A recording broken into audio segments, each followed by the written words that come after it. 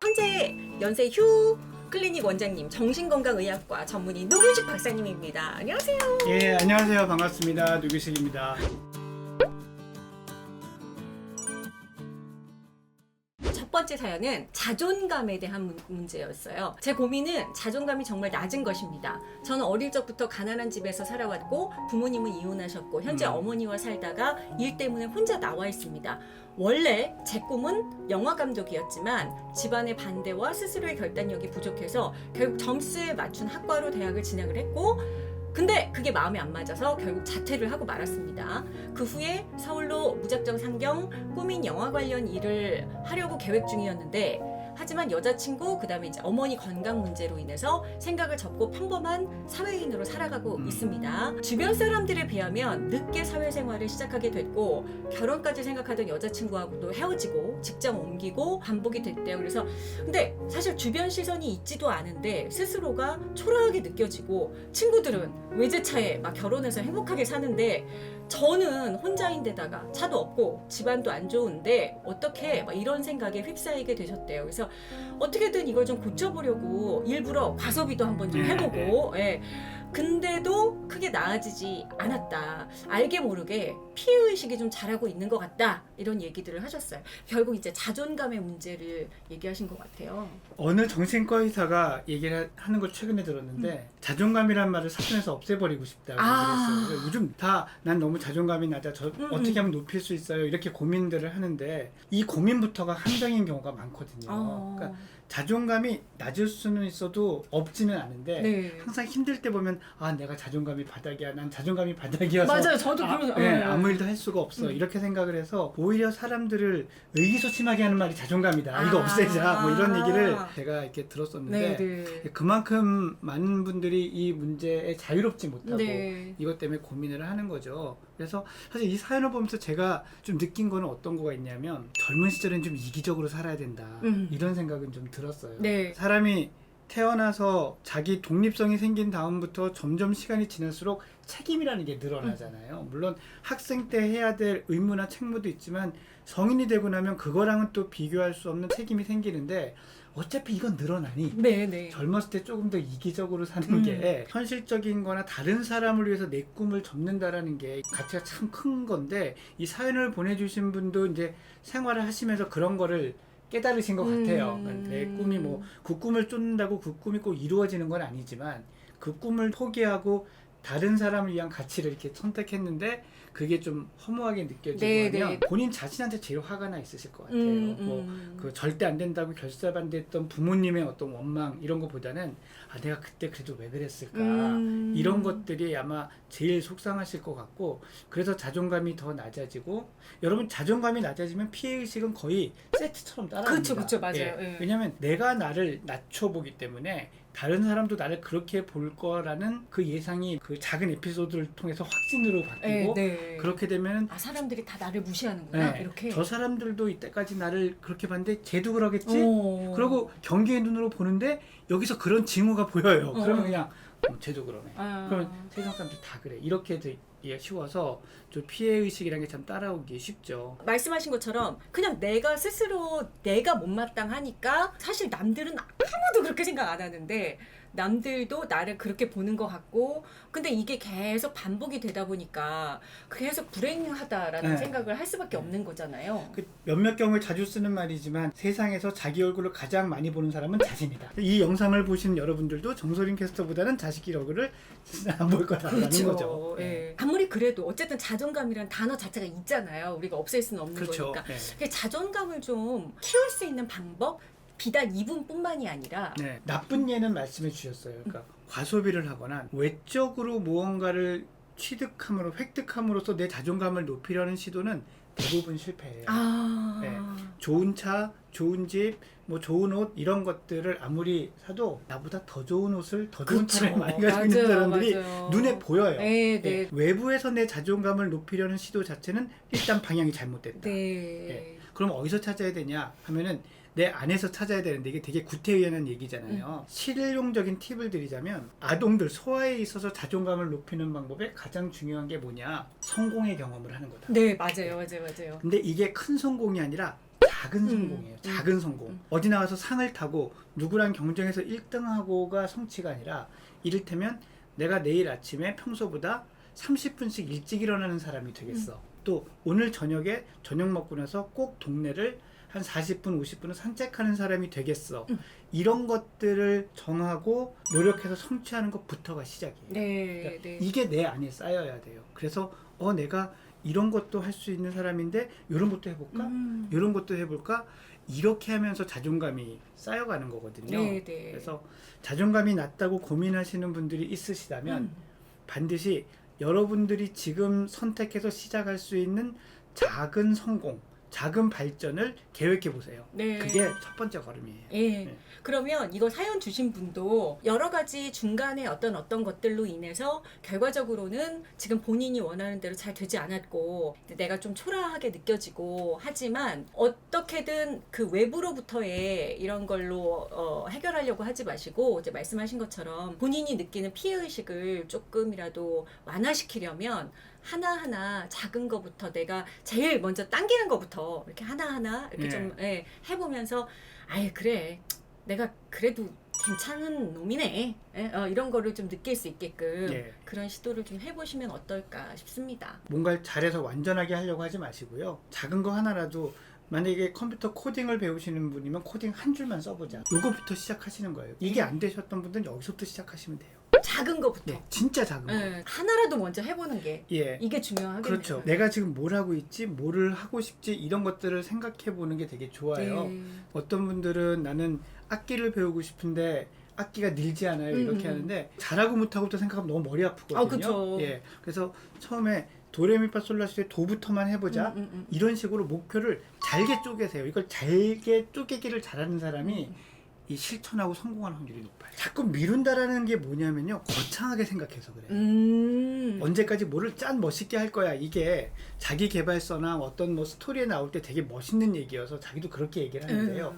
이를테면 내가 드럼을 배우고 싶어 그러면은 제일 먼저 할 일은 요즘은 뭐 인터넷으로 주문하면 다 이런 고무 판때기 이런 거 오잖아요. 그러면 그런 걸 하나 사서 동영상 강의 하나만 들어야지 를 시작을 하는 거예요. 근데 중요한 건 매일 일정한 시간에 조금씩 해야 돼요.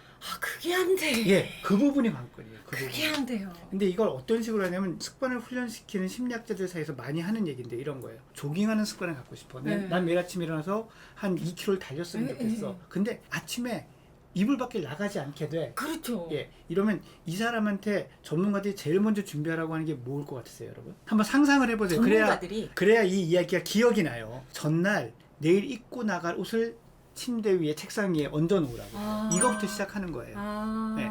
그리고 그 다음날 일어나서 입는 것만 해보는 거죠. 그것만 매일매일 습관으로 하는 거예요. 그래서 이게 쉬워지면 그 다음에는 운동화까지만 신고 아파트 현관까지만 내려가 보고 이게 안 힘들어져야 돼. 일어나서 신고 운동화까지는 신었다. 네네네네네. 요건 안 힘들어. 그럼 이제 그 다음에는 이렇게 나가보는 거죠. 이렇게 단계적으로 해야 되고요. 그러니까 끈기가 좀 있으셔야 돼요. 급한 성격이면 좀 불리해. 그런 것들만 잊어버리지 않고 하시면은 이렇게 했다가 실패했다 좌절했다 하는 기간보다 이렇게 조금씩 이어가는 게 훨씬 더 빨리 나요. 저는 개인적으로 그거를 개인 방송에서 약간 체득을 했거든요. 예전에 개인 방송을 오늘 방송 켜야 되는데 그게 되게 힘들더라고요. 그래서 오늘 무조건 그냥 방송 하는 거, 그냥 무조건 하는 거 이렇게 하니까 방송이 생각보다 쉬워지더라고요. 이제 그런 걸 여러분들도 좀 같이 생각해 보시면 어떨까. 잘 쪼개는 사람이 성공한다. 명언. 네. 올해 32살이 된 청년입니다. 저의 20대는 그야말로 지옥과 같았어요. 매일매일 죽고 싶다는 생각만 하고 살았던 것 같아요. 저는 음악이 하고 싶었어요. 제가 목표로 하던 대학에 붙었는데 부모님의 반대에 정말 많은 시간 부모님과 다투다가 결국 부모님이 원하시던 항공정비과 쪽으로 갔습니다. 하지만 1학기도 다 채우지 못하고 학교를 그만두게 됐습니다. 그때부터 저는 우울증이 심하게 왔습니다. 꿈을 포기했던 그 당시의 저를 항상 위로해주던 여자친구도 있었는데 그 친구와도 멀어지고 뭔가 계속 일이 겹치고 겹쳐서 감당이 안 될 정도로 닥쳐와서 이래저래 너무 힘이 들어서 이때 처음 죽고 싶다라는 생각을 하게 됐습니다.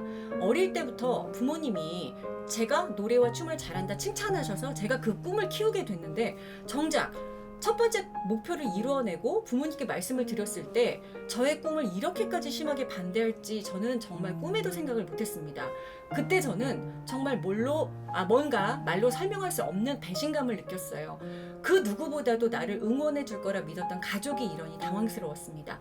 그때부터 저는 죽을 작정을 하고 막 살았습니다. 그러던 중 어머님이 너를 엄마가 망친 것 같다고 너무 미안하다고 하셨고 저도 죽기로 생각했던 마음을 고쳐먹고 그때부터 어머님과 조금씩 대화를 하기 시작했어요.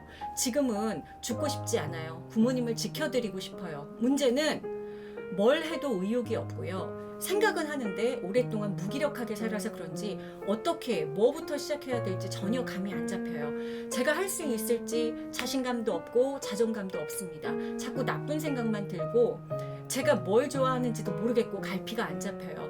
그냥 평범하게라도 남들만큼 살아보고 싶은데 해놓은 게 없으니 전혀 자신이 없어요. 저는 어떻게 하면 좋을까요? 이러셨어요. 근데 이 사연이 사실은 1번 사연하고도 조금 맥락이 예, 그렇죠. 예, 여기도 이제 자존감 얘기도 있고 미래에 대한 꿈 얘기도 있고 디테일은 달라도 이런 맥락으로 부모와 갈등하고 방황하고 이러는 젊은이들 네, 학생부터 네. 시작해서 젊은 분들까지 너무 많아요. 너무 예, 많아요. 많아요. 예. 그래도 이 사연에서 제가 하나 다행스럽다고 느낀 건 지금이라도 30대 초반이시잖아요. 네. 어머니랑 이때 얘기를 했다는 거죠. 아, 맞아요. 예. 이때 얘기가 다시 나오기 시작했다는 게 전 정말 다행이라고 네. 생각하고 변화의 가능성이라고 할까요? 이런 게 저 부분부터 시작을 한다라고 생각을 해요. 그래서 조금씩 대화도 늘고 부모님을 지켜드리고 싶은 마음이 들고 그래서 죽고 싶은 마음이 지금 이제 없고 이게 너무나 다행이고 네, 좋은 네. 부분이다라는 생각이 들었습니다. 근데 문제는 이분이 원래는 여기 사연에는 안 나왔지만 29살까지 막 살고 나는 30살에 죽어야지 이렇게 네, 작정을 네. 하셨었대요. 그래서 그동안 그냥 정말 아무것도 안 하고 그냥 너무 막 살았다. 그러다 보니까 지금 아무것도 해놓은 게 없고 나이에 비해서 다른 사람들과 비교했을 때 뭘 어떻게 해야 될지가 너무 감이 안 잡히시는 것 같더라고요. 제가 사연을 보고 정신과 전문의로서의 한 부분을 좀 말씀드리고 싶은데 대화를 조금씩 하기 시작했다고 하셨는데요. 음악을 하고 가수가 되고 싶고 이렇게 되고 싶다고 했을 때 부모님이 반대했을 때 배신감을 느꼈다고 했잖아요. 그 배신감을 부모님한테 솔직하게 꺼내 놓으셨는지가 궁금해요. 그 과정이 사실은 있어야 돼요. 지금 저 사연만 가지고 제가 확인할 수 있는 건 물꼬를 텄구나. 네네네. 이제 물꼬를 터서 그리로 뭔가 흘러가고 오고 할 수 있겠구나라는 거는 좋은 건데 새로운 출발을 할 수 있는 준비가 되고 하는 데는 감정이라는 게 풀려야 되거든요. 네. 여러 감정이 있으셨겠지만 그 감정 중에 어머님하고 부모님하고 풀어야 될 핵심은 그 배신감이거든요. 이런 걸 하면 기뻐하시는 줄 알고 내가 하고 싶어하는 거면 뭐든지 밀어주실 거라고 믿었던 부모님이 그렇게 했을 때 느꼈던 배신감 이런 감정은 그렇게 생각하는 게 맞다 틀리다를 떠나서 그런 생각을 가지고 있었으면 이 배신감은 당연한 거거든요. 그렇죠, 그렇죠, 그렇죠. 예. 그래서 나는 이렇게 생각했었는데 이런 배신감을 느꼈어요 라는 얘기를 실은 본인 안에 있던 고름을 일단 짜내서 예. 드러내고 예. 그걸 짜내야 된다. 그쵸. 예. 이제 바늘구멍 하나 났으니까 네, 네. 이걸 짜면 아프잖아요. 네, 아프고 이 고름을 다 짜낼 때까지 정말 많은 힘을 들여야 그쵸. 되긴 하는데 네. 이 과정이 소홀해지면 또 여기서 상처가 더 나잖아요. 맞아요. 또 곰고. 그 과정이 꼭 필요하고 사실 그 과정이 잘 안 될 때 도와주는 역할을 하는 게 이제 정신과 전문의나 심리 상담을 하시는 분들이기도 하죠. 그래서 네. 만약 그럴 때 도움이 필요하시다면 그런 도움도 좀 적극적으로 받아보시는 것도 필요한 것 같아요. 일단 그게 돼야 우울감에서 빠져나오실 거고요. 네. 지금 뭘 해도 의욕이 없다라고 하는데 여러 가지 이유가 있겠지만 그 의욕이 없는 게 우울감 때문일 거다라고 짐작해 볼 수 있고 그 우울감이 그럼 왜 아직도 남아있느냐라고 한다면 예전에 느꼈던 그 배신감이나 그때 느꼈던 분노, 실망이 충분히 해결해소되지 안 않아서 돼서. 예, 아. 그럴 가능성이 있기 때문에 그 부분을 한번 확인을 드리고 싶고요. 또 한 가지 이제 이성적인 말씀을 드리자면 10년을 내가 생산적이지 않게 살았다. 네, 네, 네. 그러면 지금 내 나이 때하고 비교하면 안 되고요. 응. 나보다 10년 어린 사람하고 비교해야 돼요. 지금 내가 내 나이 또래의 사람들하고 했을 때 가진 게 없는데 이거 되게 초조하게 만들잖아요. 네. 내가 10년을 그렇게 살았으니까 10년 전의 친구랑 나랑 아. 비교를 해도 그 시기로 나를 놓고 가야 돼요. 예. 다행히 평균 수명 많이 길어졌다는 거. 그러니까 그렇게 조급해하지 마시고 내가 밟아야 될 단계를 밟자라는 생각을 하자는 뜻에서 제가 10년 더 뒤에 사람들, 어린 사람들하고 비교하시라고 말씀을 드린 거니까 네. 그렇게 생각하시면서 지금부터 시작하셨으면 좋겠고요. 평범하게 남들만큼 살아보려고 하시는 것보다요. 제 생각에는 지금부터라도 내가 진짜 하고 싶은 걸 하면서 살아야 되겠다고 생각을 해보시는 건 어떨까요? 이제 그렇게 시행착오를 겪고 많이 그렇게 했는데 지금부터라도 부모님이 원하시는 대로 또는 남들처럼 이렇게 생각하는 것보다는 조금 늦었지만 그 대신 내가 정말 하고 싶은 것들을 하면서 꼭 지금 하고 싶은 게 가수나 음악이 아닐 수도 있잖아요. 그쵸, 그쵸. 하지만 방향을 그렇게 잡으시는 게 뭔가 길을 찾을 때 좀 더 보이시지 않을까 이런 생각은 듭니다. 근데 제가 사연 받은 것 중에서 정말 많은 친구들이 남들 얘기를 해요. 그러니까 사람이니까 어쩔 수 없겠죠. 근데 우리가 사는 거에만 집중을 하는 게 아니라 남들과의 비교, 남들이 나를 어떻게 바라볼지 사실 이런 거에 대해서 고민을 하고 거기에서 받는 스트레스로 사연을 주는 분들도 굉장히 많으시거든요. 그런 직접적인 어떤 비교를 하면서 자꾸 자기 자신을 힘들게 하지 말고 일단은 그냥 나로 집중하는 게 좀 쉽진 않겠지만 그런 노력을 좀 해보셨으면 저는 좋겠다는 생각이 들고 그 다음에 또 한 가지 저는 제가 살아보니까 물론 여러분보다는 많이 살았어요. 예. 근데 요즘 정말 일찍 시작하는 친구들이 많아서 그래서 그러는지 더 모르겠는데요. 사람들이 벌써 20대 중반만 돼도 20대 후반만 돼도 제가 나이가 너무 많은데 이런 얘기를 하는 거예요. 30대 이제 뭔가를 시작해도 충분히 늦지 않은 나이거든요. 제가 생각했을 때는. 근데 벌써 30대 초반 그러면 나는 아무것도 해놓은 게 없는데 저는 너무 뒤처졌는데 이게 사람을 굉장히 조급하게 만들고 뭔가 되게 쫓기는 심정을 많이 만들게 하는 것 같더라고요. 이 나이라는 그 고정관념에서 조금 벗어나는 것도 필요한 것 같더라고요. 저는 그래서 이런 방송이 필요하고 좋다고 생각을 하는 게 사실 저조차도요. 저보다 좀 많이 이룬 것 같고 많이 한 것 같은 사람을 보면은 난 뭐 한 거지? 이런 생각이 들거든요. 정신건강의학과 선생님도 그런 생각을 하시는군요. 그렇죠. 예. 수양이 부족해서 그럴 수도 있지만 들어요, 솔직히. 예, 듭니다. 그런데 그거를 그 사람들을 만나고 나서 그러지 말아야지. 이게 쉽지 않거든요. 근데 그럴 때 도움이 되는 게 뭐냐면 이런 비슷한 생각들을 갖고 비슷한 이야기를 하는 사람들하고 교류하고 같이 대화하는 얘기하고. 거예요. 맞아. 또 이렇게 생각하는 게 맞고 나만 이런 생각하는 게 아니지. 이러면서 힘을 얻을 수 있거든요. 맞아요. 그러면서 서로 이렇게 좀 도움이 되는 게 있어요. 그게 사람이 주는 힘인 것 같아요. 좋은 사람이 옆에 있어서 주는 힘, 어떤 위로를 같이 나눌 수 있고 그러면서 그래, 그 별거 아니야. 이렇게 툭툭 해줄 수 있는 거. 이런 게 참 중요합니다. 가장 중요한 건 아까도 뭐 자존감 얘기했고 다 뭐 저희가 얘기했는데 아주 작은 것부터 일단은 실천해 보는 거. 일단 침대에서 내려오는 거. 그렇죠. 뭐 이런 그런 거. 거부터. 조금씩 만들어 가시면 좋겠네요. 뭘 해야 될지 갈피를 모르겠을 때 또 흔히 권하는 게 있죠. 이 버킷리스트 적어보라고 하는 거예요. 그냥 몸은 하나도 안 움직이고 엎드려서 종이나 스마트폰에 세계 일주도 해보고 세상도 만들어보고 하는 것부터 시작해 보세요. 괜찮습니다. 이룰 수 없는 거라도 그냥 내가 그럼요. 원하는 거 막 이런 거. 똑같아요. 그것들 중에서 보다 보면 내가 공통적으로 이런 걸 원하는구나. 그러면 요거랑 관련 있는 요것부터 해볼까? 이렇게 갈 수 있는 시선이나 시야가 보여요. 이게 생각보다 잘 보입니다.